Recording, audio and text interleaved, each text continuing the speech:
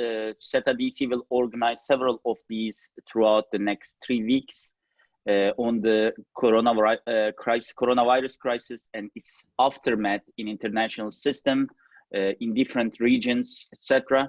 And we have two panelists today, two excellent panelists to discuss the impact of coronavirus crisis to international system, to US global leadership. We have Charles Kupchan and we have Patrick Cronin. Their bios are available on our ad, so I will not waste time to introduce them. They have long bios. So I will directly start the discussion.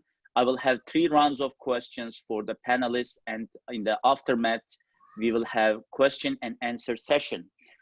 So we will start with this big debate about the international system. And it has, since the beginning of the crisis, actually, there is a big debate among the international relations scholars first, then the observers in world politics about the potential impact of coronavirus crisis to international system. So we have scholars who argue that this may be somehow transformative in the sense that it can affect international system as a whole. There are those who think that this will just be another crisis, so it will not affect the international system or the behavior of major powers. And the third group of scholars are arguing that in the middle, it will not transform things, but it will expedite the history, it will amplify the already existing the trends that emerged a few years, a decade earlier. And the first question is, how do you assess the potential impact of this crisis? How do you evaluate these different viewpoints? Let's start with you, Charlie.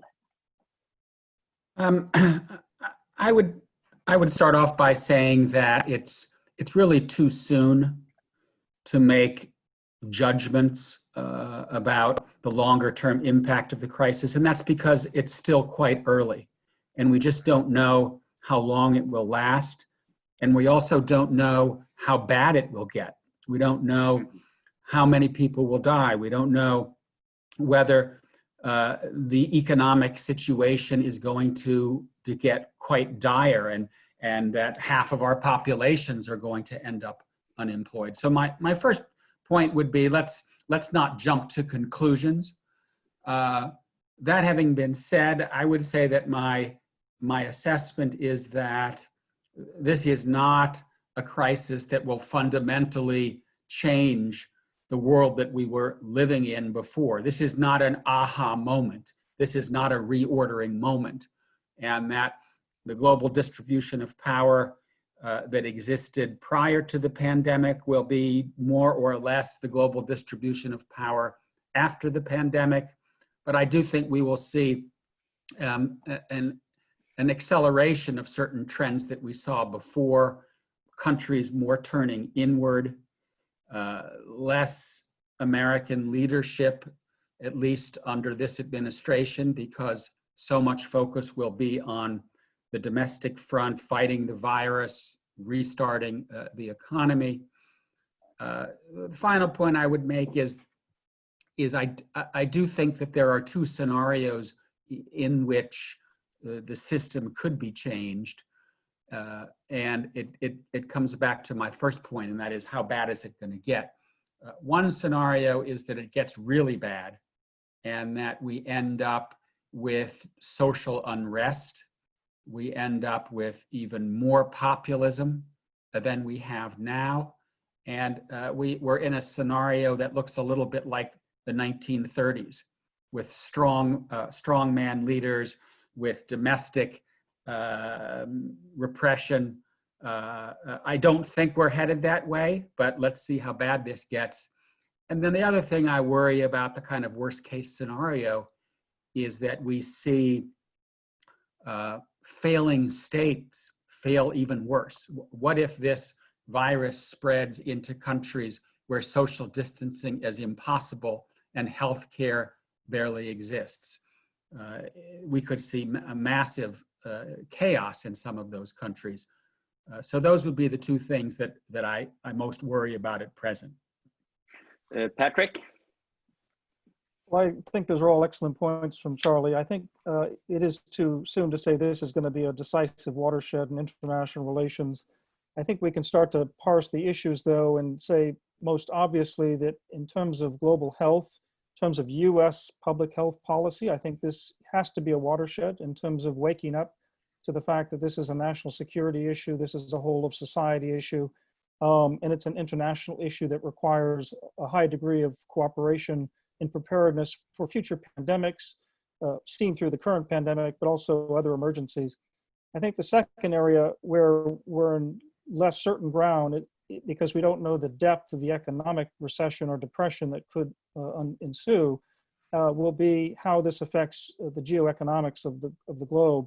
And again, it is just too early to say. At this point, one wouldn't want to project a radical change, but clearly it's going to affect everybody's economy. And that changes policy for all, including things like the smart decoupling, quote unquote, that the US might or might not practice vis-a-vis China in terms of trying to disentangle and protect supply chains and critical high technologies. To what extent is that going forward? To what extent do other countries sign up to that kind of policy?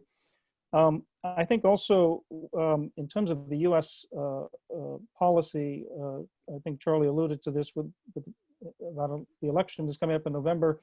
For me, James Carville used to have the saying that it's the economy stupid. I think it's the coronavirus stupid sort of is the version this year.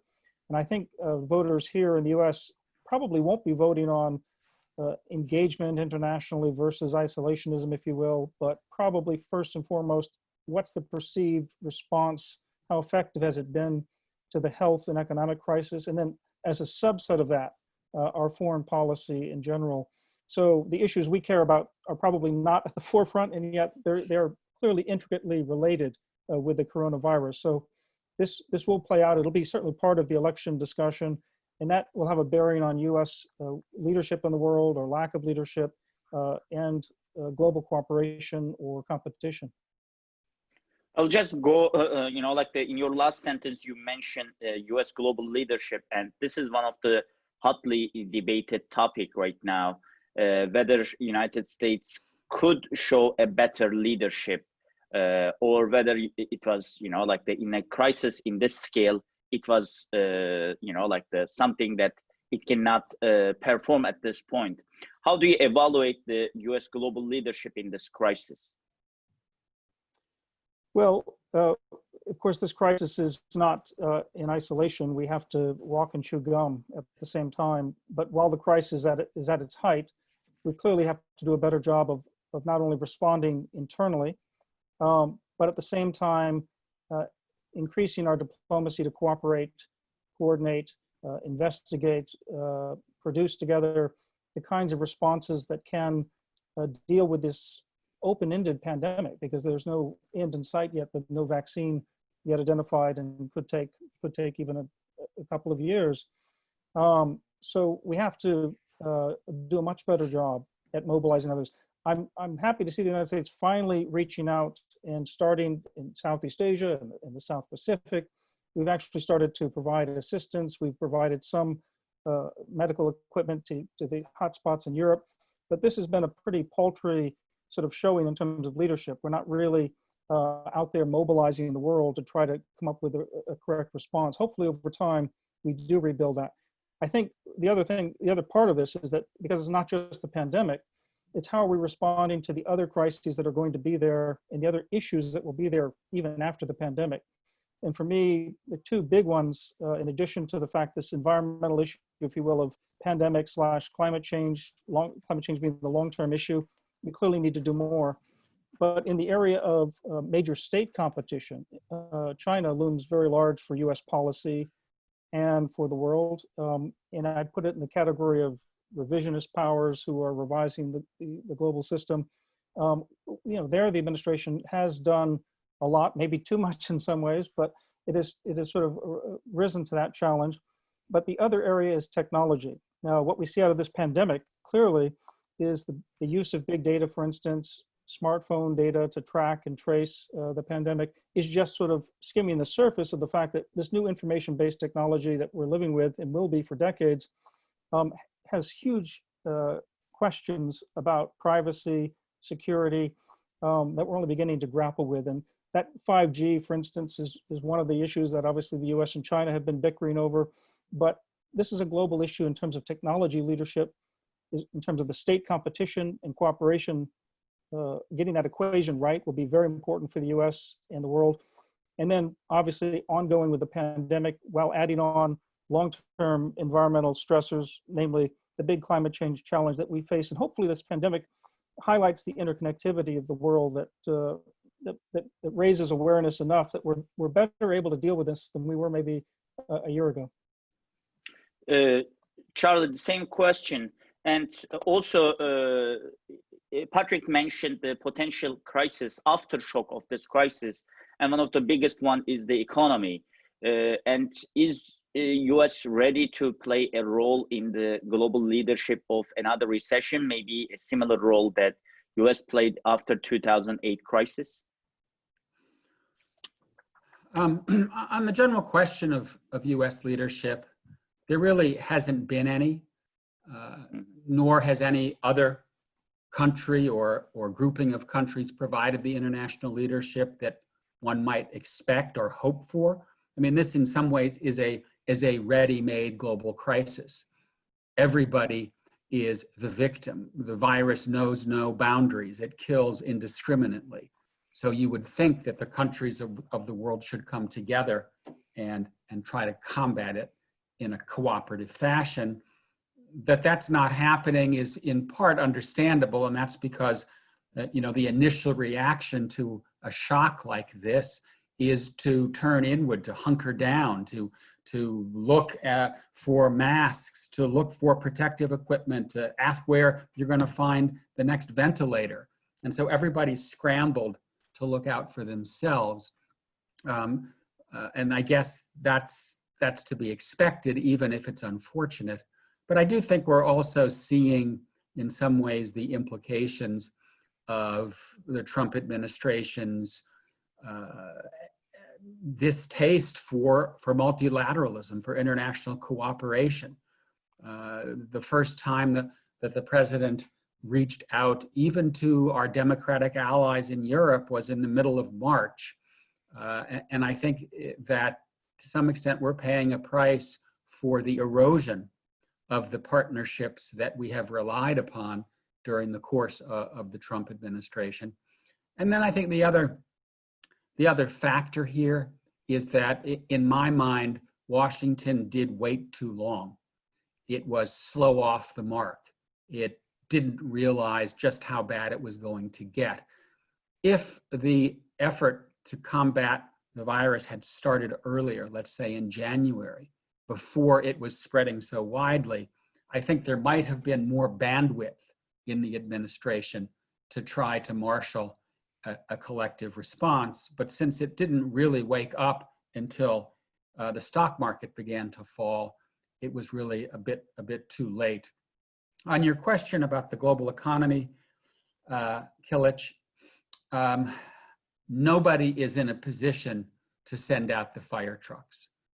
Nobody has the liquidity to kind of put out the fire in the same way that the United States has tended to do over the last several decades. And that makes this a particularly dangerous moment. And I do think that the US should be talking to key partners and working with the G20, the World Bank, the IMF, to get ahead of this, because we know the hit will be very bad. We just don't know how bad. I doubt that we're going to see the unraveling of globalization. I think it was Robert Kaplan who said this is globalization 2.0 and supply chains are going to come undone. And I think that it's too late for that. I think decoupling from China is not going to happen because we're too coupled. I'd be interested in hearing what Patrick thinks about that. So I don't think this is the end of a globalized economy, but it is a dangerous moment for stability within that system of globalization. So let's go along with that, the last point that you made on China, maybe. Decoupling, I can ask Patrick's opinion as well about the decoupling and how it will be feasible at this point. But over the general US-China relations, how do you think this crisis will affect the relations? It was already tense, you know, like they just signed a trade agreement apparently in January, but since then things start to fall apart again, at least in the rhetorical level, from the both sides accusing each other of.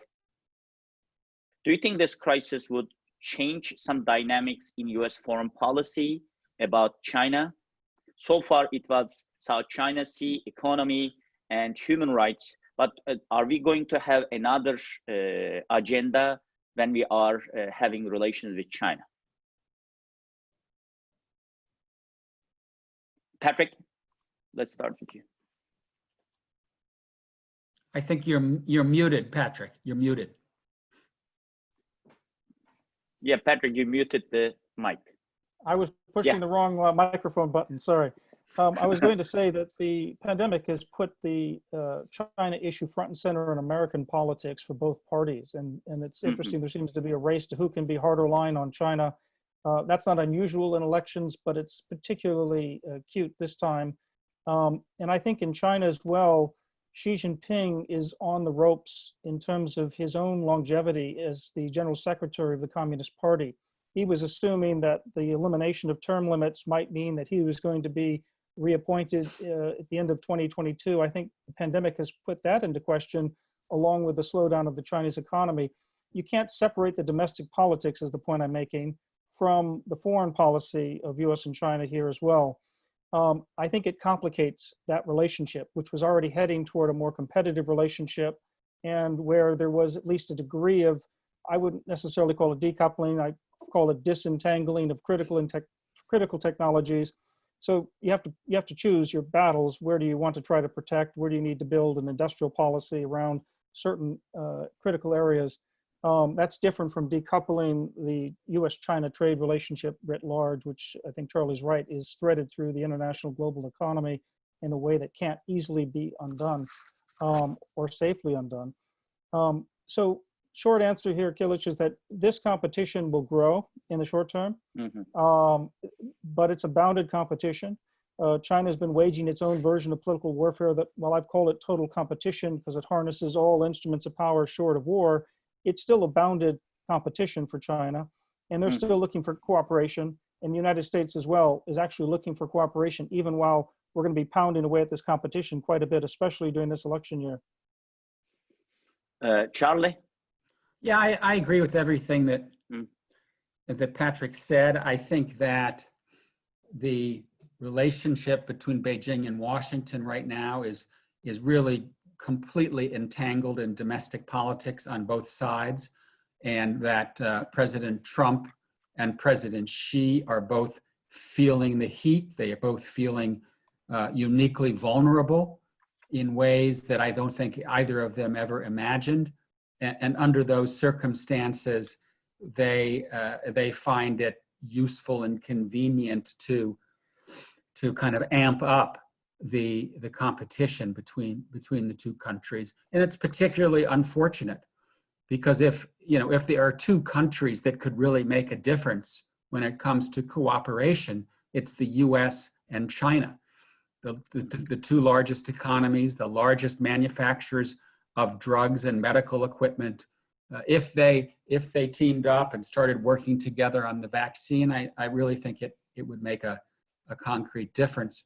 And maybe as Patrick was saying, there could be room for new avenues, new channels of communication, even amid the differences over geopolitics and trade and human rights.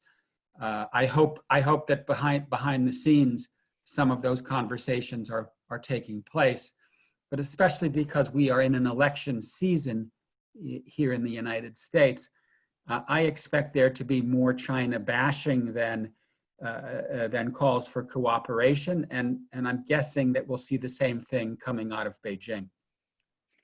And in addition to China, one question that we received so far was about the role of the European Union and how European Union-US relations will pan out in the aftermath of this crisis.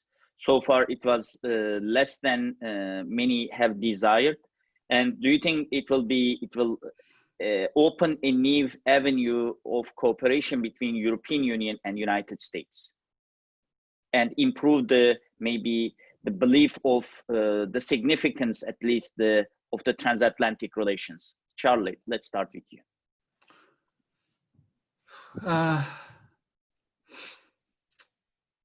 I have my doubts. I think that the Trump administration it started off with troubled relations with traditional European allies for lots of different reasons, having to do with unilateralism and protectionism and a host of other issues, as well as Trump's kind of not so hidden hostility toward the project of European integration and support for Britain's exit from the EU. And I don't see any signs that the crisis has made matters better. And in fact, I think they're a bit worse, because Trump announced the travel ban from Europe without any consultation or prior warning. I think one interesting question, and maybe Patrick could shed some light on this, is has China succeeded in taking advantage of the moment to increase its leverage in Europe? China has been delivering medical supplies to Europe, including medics. They are trying to take advantage of the rift between the United States and its Atlantic allies. So at least for now, I don't see this as a moment that will bring the two sides of the Atlantic together. And to put it rather bluntly, I think most Europeans are watching the November elections very carefully, and are hoping that the President Trump is a one-term president. Patrick? Well, there's no doubt that President Trump is much more comfortable dealing with strong sovereign states and leaders rather than multilateral organizations. So that complicates the relationship with the EU. But despite that, EU has taken a more realistic policy toward China's predations in recent months. And I think that's opened up some common area. So for instance, even on the Arctic, where the US has just announced a new strategy to deal with the Arctic, it's opening up a new consulate in Greenland. You see a coordinated policy with the Nordic countries, but also with the EU in terms of the global commons of the Arctic as one example. I think there are other instances, including even on the South China Sea, where the EU has played a constructive role on norms and the rule of law, trying to press that issue into Southeast Asia over that issue. So there's some areas of hope and cooperation, even while the big picture, yes, doesn't change fundamentally. Let's remember that, finally, we are dealing with the politics as well of each European country. We may have pushed Brexit to some extent, but it was the Britons who voted for it, so on. So Europe is making its own policies and have been well before the Trump administration about where they want to head, and that opened up some gap that now, with a more nationalist, populist, protectionist sort of policy in place in the United States, it's widened the gap in terms of our ability to coordinate. I think we'll have to come back to more cooperation. I think that's what the pandemic should highlight here. And that's what I think even the Trump administration's early help to Spain and Italy, and an awareness that we could be doing more, needed to be doing more, should open up space next year and beyond to, I think, re-strengthen transatlantic relations in general, and maybe even the ties to the EU as well. And I'm receiving some questions about this issue, actually. One question can ask, what are the strategic implications if the United States is unable to deploy an aircraft carrier battle group to either the South China Sea or the Arabian Sea because of the threat to the health of its sailors? Yeah, Patrick. I'm happy to start on that. Yes, Sure. certainly. Secretary Esper, the Secretary of Defense, talked about the fact that the Defense Department is ready to respond to all contingencies. We don't necessarily have to respond with an aircraft carrier if one or two have to be in dock, as the Theodore Roosevelt is in dock in Guam right now. Remember, one of our large aircraft carriers is like a small city. So it's very hard to stop the contagion. We have a lot of practice in stopping contagion in submarines where it really matters. You cannot really afford, you have to quarantine. And we have a lot of defense capabilities. So I don't think there's any question we can project power if we have to. But don't expect others not to test us. And I think this is what the Chinese, I think, did off the West Capella drill ship, which is a Malaysian Petronas oil drill ship in Malaysian exclusive economic zone. China sent in a survey ship protected by their heavily armed China Coast Guard. And that's where USS America, an amphibious assault ship, perhaps not ready for battle, but nonetheless a sign symbolically to reassure Malaysia, Vietnam, others that we're there to stand up for the rule of law, won't let China push around and create new rules of the road. But if push came to shove and we had to actually use force, we'd be using air power, frankly. We'd be using special operations forces. We probably wouldn't be using an aircraft carrier right now. Charlie, do you want to add anything to this? I agree with Patrick. I think the kind of most important question on this front is, will troublemakers take advantage of this moment to test the United States? Whether it is North Korea, Iran, some other party, Russia. Patrick already mentioned toe in the water from China. I don't know the answer to that question, but it's something to keep an eye on. And I also want to reiterate a point that Patrick made, because I think it's important, and that is that Europe does seem to be taking off its rose-colored glasses when it comes to China. I don't know whether when the dust settles, there will be a more realist approach to the relationship with China, in part because China has leverage in EU countries. It's been buying ports. It has major stakes in over a dozen European ports. Belt and Road Initiative is coming its way. But on 5G, on what the Chinese have been doing in American domestic politics, I do think that, and also on kind of hiding the numbers of what was going on in the pandemic, I do think that that there is a maturation of European views of China. I got another question, this time on sanctions on Iran.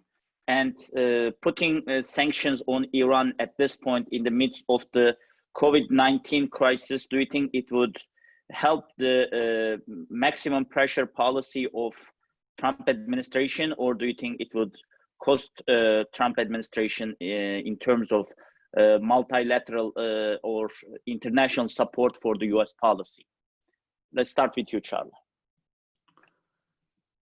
Well, I'm someone who was opposed to pulling down the Iran nuclear deal, and I don't believe that we're in a better place now because that nuclear deal has been suspended. In terms of sanctions against Iran amid this crisis, is it going to fundamentally hurt the United States in its reputation? I don't think so. I'm not saying that I think the sanctions should or should not be in place given the suffering that's taking place in Iran right now. But I don't think that the policy is having an important impact, because that view of American policy, I think, has already congealed in various countries around the globe. Patrick, do you want to add anything to this?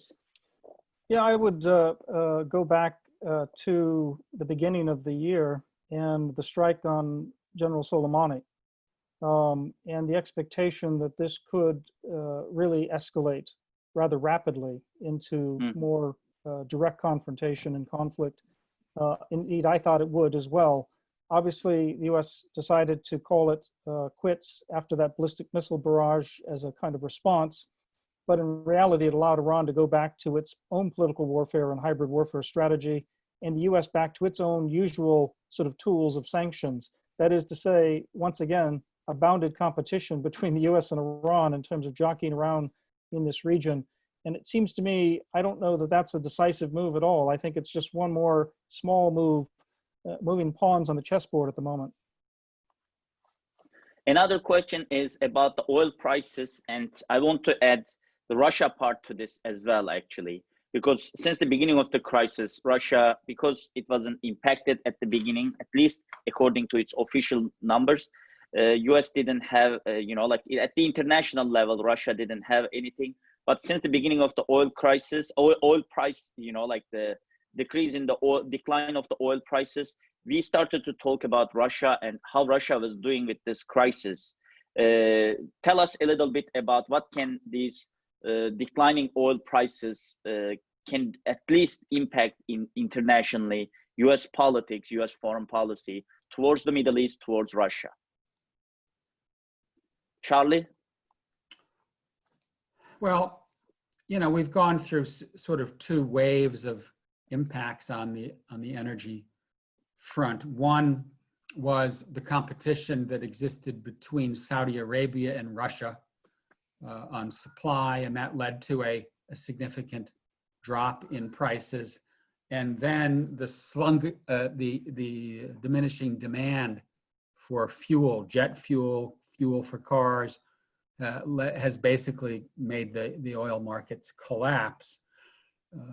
I would say the most immediate impact on the United States is that, especially in the shale business, it's now not worth producing oil because the price is below the break-even point.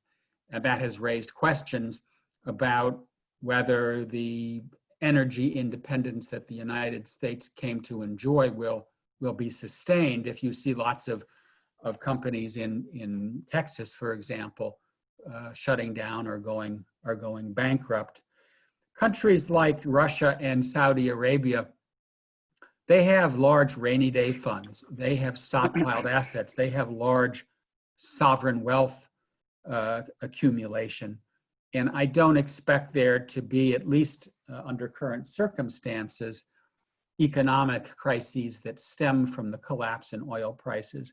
I worry more about more vulnerable oil producers, such as Venezuela, such as countries in Africa that depend heavily on oil revenues. If you combine the spread of the coronavirus with the loss of those energy revenues, you could be looking at some very tenuous situations in those countries. Tenuous situations, can you open the tenuous situation a little bit, Charlie? Social unrest, refugee flows, states that are teetering on the edge of collapse, a massive humanitarian suffering. Patrick, the same question on oil prices and Russia. Well, a couple of maybe additional points to what Charlie has said. I can certainly see the United States now losing some leverage over its shale oil as important ties to the Indo-Pacific area, the growing dynamic Indo-Pacific. I also see Russia becoming more dependent on China than ever because Russia so much needs a higher priced oil. On the one hand, they may benefit if shale oil companies, go into bankruptcy here in the United States eventually, but in the short term, this has to put huge constraints on Russia's economy. They're already acting as out of a marriage of convenience with China to kind of gain power over international rules in the system. And I think if China is able to rebound, and that's a big if, but if we look at the International Monetary Fund's prediction for 9% growth next year, if that happens over the next 18 months, then I can see Russia cozying up even closer to Beijing out of sheer economic necessity. Just a point of clarification, Patrick, on your first point about shale oil in the Indo-Pacific. Were you referring specifically to US exports of liquefied gas? Yeah, LNG, okay. Right, which is coming from shale oil, as I understand, yes. But this has been one of the areas we've been holding out for the last decade, and the Obama administration and the Trump administration playing the fact that we now are an exporter of energy, with shale oil being behind a lot of that. So it's an important tie for us across the region. When you think about the exchange and the money that's going across the region, if we're going to be tied to an Indo-Pacific, energy has to be an important component of that from a U.S. perspective. Another question about international institutions. So since the beginning of this crisis, we have seen a lot of criticism to international institutions. It started with the World Health Organization, and it's, according to US administration, failure to handle this crisis. And after that, UN was criticized, especially in developing world, for reacting too late for this epidemic. And of course, we talk about the failure of the European Union. Even Brussels apologized from Italy last week about failing to help Italy when Italy was in dire need of medical equipment. So a lot of debate about the future of international institutions. Two questions: how do you evaluate the future of these organizations? Two, what can US do actually to reform or to rejuvenate, if we can say, these international organizations in the coming years? Patrick, shall we start with you this time?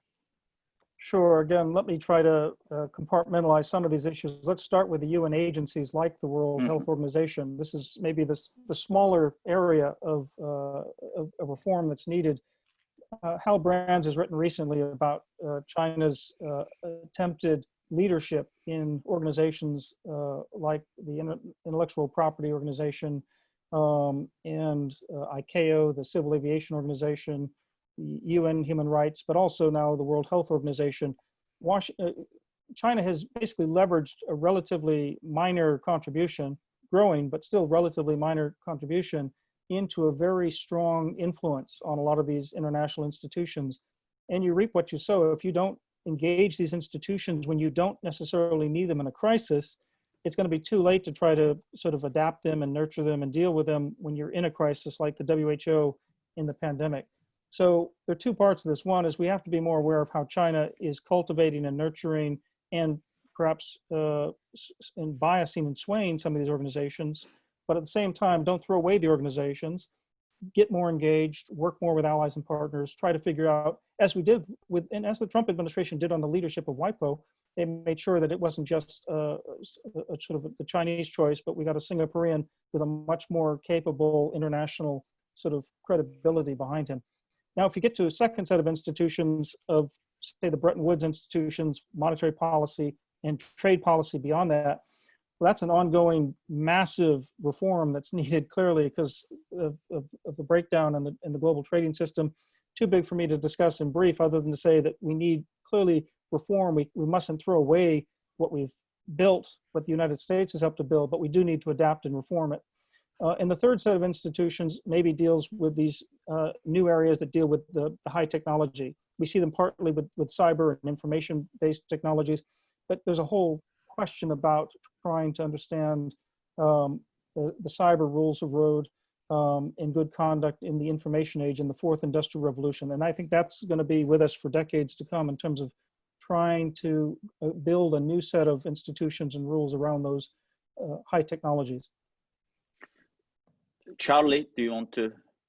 Yeah, I mean, I would say that many of the critiques that are made of the UN and other large international bodies are appropriate and justified, but in some ways besides the point, because if we didn't have them, we'd create them. They are no better than the member states that populate them and that guide them.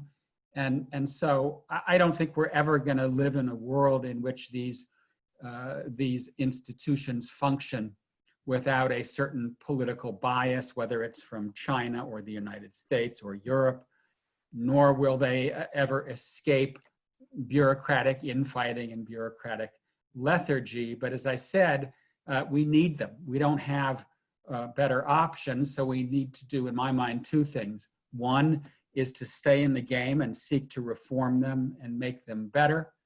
And two, I think what we're really missing here is some kind of international steering group, some kind of more flexible, grouping of the key players that can provide oversight. And the UN Security Council, I guess, is supposed to do that, but it is often hamstrung by disagreements and its veto. So I think if you had a kind of a core grouping of key players, that might be one way of improving global coordination, even while the formal institutions themselves remain less effective than we would hope for. So I want to ask one more question about this in regards to President Trump's decision to suspend the funding of funding to actually World Health Organization. Do you think it is an appropriate response at this point, or do you think there should be something, because there is a general debate about the failure of World Health Organization right now. Do you think there should be something else needs to be done about World Health Organization? Charlie, let's start with you. I do not think it was the right decision. It depends what the charge is. If the charge is, does China exercise considerable influence within the WHO, the answer is yes. If the question is the WHO in China's back pocket? Is it a wholly owned subsidiary of China and it cooked the books on this pandemic? Then I think the answer is no. So I would have preferred that in the middle of the greatest health emergency in modern times, that the Trump administration stay in the game and work with the WHO even as it seeks to reform it. As I said, it ain't perfect, but it's the best thing we have. So I would have said, keep the funding going, maybe work outside it through informal channels to look for a vaccine and coordinate international research. But quite honestly, my assessment is that this was done again, sort of for domestic politics, in attempting to put the blame for the situation in the United States somewhere else. Patrick? So, well, I agree with Charlie. I mean, let me just vent a little more about the WHO, because they were tweeting out that there was no evidence of transmission from animal to humans well after they should have known better. They were on the ground. The latest study out of Hong Kong this week, for instance, talks about the underestimation of the cases of coronavirus in Wuhan and in China by 5-fold. WHO is accepting the statistics and the numbers that were given from China. I'm not surprised at that. I wouldn't cut off funding right now out of spite, but I would definitely be looking at that as a future option as we try to reform this after the pandemic, not now in the midst of the height of the pandemic. Okay, we have almost 10 to 15 minutes left, and we have 3 big questions. So let me start with the one on economics. Erva asks a question, and she says the IMF, along with mainstream sources, are stating that economic consequences of the pandemic will be worse than that of the Great Depression of 1929. Then the US had essentially pulled through the depression by a comprehensive package signed by FDR. My question is, realistically speaking, can a support package be the answer for the current crisis? Is the US capable of producing such a package? And also, would the current president be on board? And if he isn't, what are other options? Charlie. I would say that if it's going to be worse than the Great Depression, which it may well be, given the numbers of unemployed that we're beginning to see in many countries around the world, then my main takeaway would be, let's not make the mistakes of the 1930s. Mm-hmm. And I think that, one of the key mistakes among many was that countries basically went on their own way. In 1933, key countries around the world got together to deal in a collective fashion with monetary stability in the wake of the Great Depression. And the United States, Franklin Roosevelt, even though he's well remembered for good leadership, blew that conference up because he said, you know, we're going to take our own path here. And that led to competitive devaluations and other instabilities. We all know the Smoot-Hawley tariff that was the beginning of economic protectionism that led to a massive, massive decline in international trade that simply made the Great Depression worse. So especially when it comes to managing the global economy, when it comes to coordinating stimulus packages, when it comes to dealing with emergency relief, no country has the resources to do it alone. And so I do hope that at least in this area, there is an effort to coordinate the response. Patrick? And I would pick up with that, Kilich, in terms of this will take both that kind of coordination. It's not just US policy, but it will also take, and maybe this is more like FDR, it's going to take sustained leadership over time. Now, we may not have one leader who's in the position of FDR to do that, but that's what it's going to take. And so if President Trump is reelected in November, I can't imagine this wouldn't be still his top area of focus. He is, even on his daily briefings about the pandemic, often rattling off the economic statistics that existed 4 months ago, which I'm not sure why he's doing, because that's clearly not the world we're in today, other than to say it's clearly on his mind. That would be part of his agenda.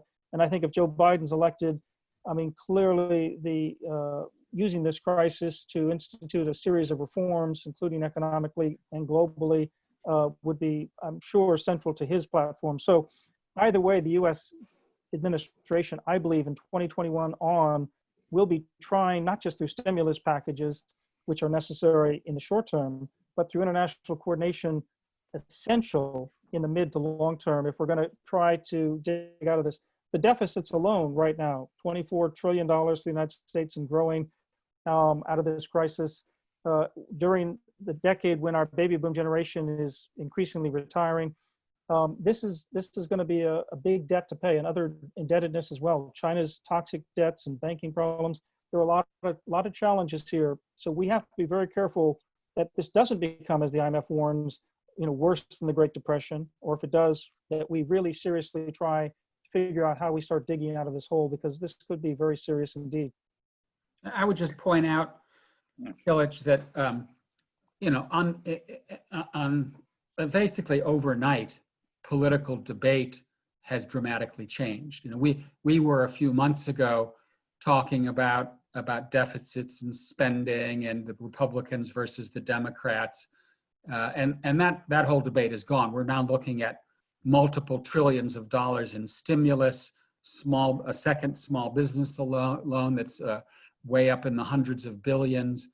The European Union, for the first time in its history, has suspended its deficit discipline clause. The ECB has said it's going to stand behind Spain and Italy and other countries with looming debt problems. So at least so far, countries in Europe and the United States have risen to the occasion. But as Patrick and I both said at the beginning, we're still early in this story, and it's going to take a lot more than we've seen so far. One question, Patrick, you mentioned potential implications of this crisis if there would be a change in the government in the US after the elections. And there is a related question. Michael asks, extend your view beyond the next election and assume a Biden win. Does he still face structural barriers, domestic and external, that will prevent US leadership from snapping back? Is demand for US power undiminished, given our ineffective reaction to COVID-19? Let's start with you, Patrick. Sure. Well, again, let's go back before Trump and just recall that there have been huge constraints on US ability to mobilize others around the world on big issues. It doesn't mean there haven't been some successes, there have been, but the constraints are real. The US is not as dominant as it was during the Cold War, for instance. And as Michael Mandelbaum has written about that incredible quarter century of tranquility that we enjoyed after the end of the Cold War, we saw the devolution of US power to some extent after things like the invasion of Iraq, getting embroiled into a couple long-term counterinsurgencies, and now the global financial crisis and then the pandemic. So there have been a lot of hits on the ability of any one power. China seems to be the one that potentially could fill that role, but now it is beset by both internal and external questions. So we don't know that.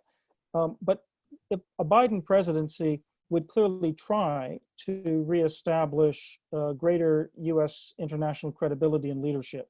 For President Trump, I think he defines credibility and leadership more as strength, and he defines it in very hard power terms or very economic terms. I think President Biden would also see this in more comprehensive terms, including the fact that even the balance of power includes the balance of power of ideas. It includes what you stand for. It includes cooperation.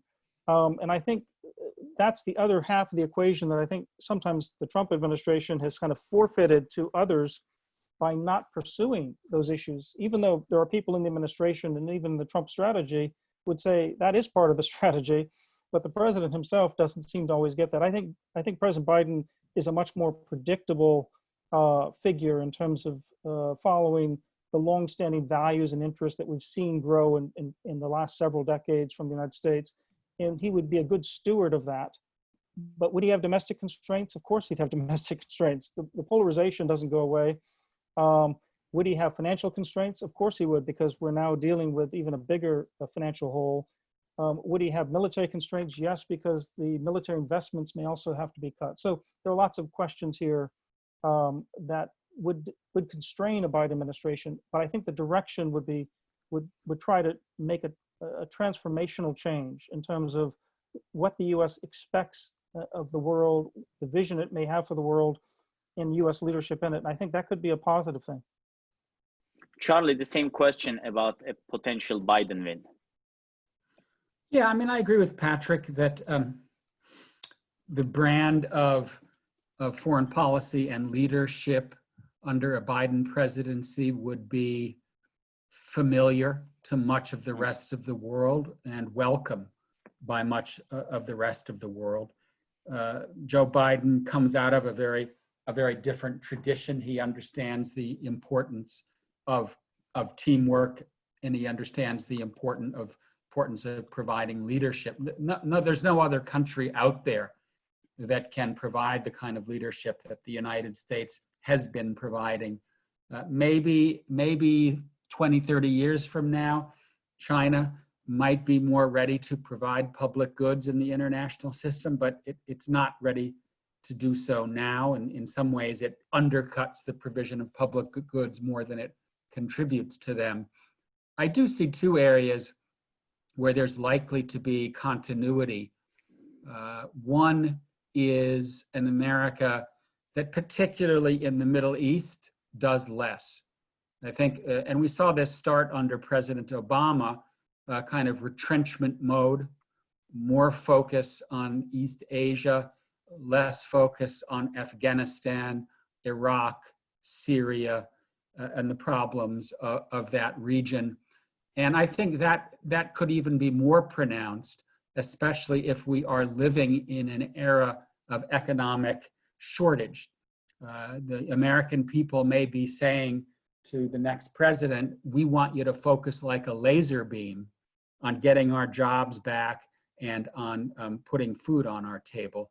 And the second area where I think there'll be a certain amount of continuity is that the teamwork will, like under President Obama, have to be more informal than formal. And that's because, as Patrick was saying, the polarization isn't going to disappear. We now live in an era in which it's very difficult to get treaties through the US Senate. And as a consequence, we end up with the Paris Climate Agreement or the Iran nuclear deal or other things that do not have to get Senate ratification, but it does leave them more vulnerable. But I think that's just the era that we're going to be living in for the indefinite future. Thank you, Charlie. And the last question, actually, we got a set of questions on China. And I know we talk about China, but the general framework of the question is, I think Alex's question, Alex asks, does the focus on great power competition continue after the coronavirus crisis, or will we see a shift in policy to something else? Charlie.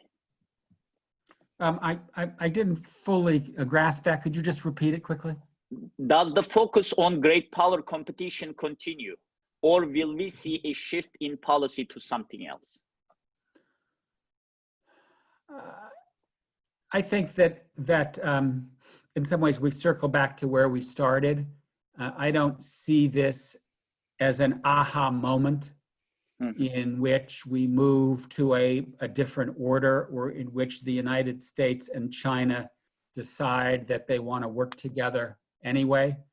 I think we're going to be back in a world in which the South China Seas and Belt and Road and naval primacy in the Asia Pacific is still front and center. So at least from my perspective, we will be focused on the pandemic for the foreseeable future, but not to the exclusion or the disappearance of the issues that were on the table before. They will come back to the top of our agenda when we have the breathing room to look back on them, unless they come back sooner rather than later, because as we spoke about a little bit ago, somebody decides to test the United States during these difficult times. Patrick? I agree that we're going to be coming back to even greater competition with China. You can just look at what China's doing even during the pandemic. I mean, the fact that they're acting up in the South China Sea, for instance, is another indicator that they've not slowed down by the pandemic in terms of their search for primacy in not just the South China Sea, but frankly across the Indo-Pacific, and to kind of rechange and reset the rules that are more favorable, more Sino-centric globally, I think. Which goes back to Europe, for instance, and the wariness that Charlie and I agreed coming out of Europe, that there's a bit of a wake-up call that China's now has to be viewed a little more skeptically, take them not at trust and at face value, but investigate a bit more before you choose where to cooperate with China. So I think the competition continues to grow, but it's a bounded competition, and so I don't expect it to spike into open conflict either. Thank you very much. And thank you, Charlie. Thank you, Patrick, for participating in this panel. And thank you for our participants on Zoom and our viewers on YouTube. And we will continue our panels, or this webinar panels on coronavirus crisis and its potential impacts to international system. We will have one next week on its impact on the Middle East. And Mark Kimmett and Mike Doran would be the panelists, and we will update you about that. Thank you again, and hope to see you in our webinar next time. Thank you. Stay safe. Thank you. Thank you. Take care. Thank Good you. to chat with you, Patrick. Bye, Kilich. Bye, Bye-bye. Kadir. Bye-bye.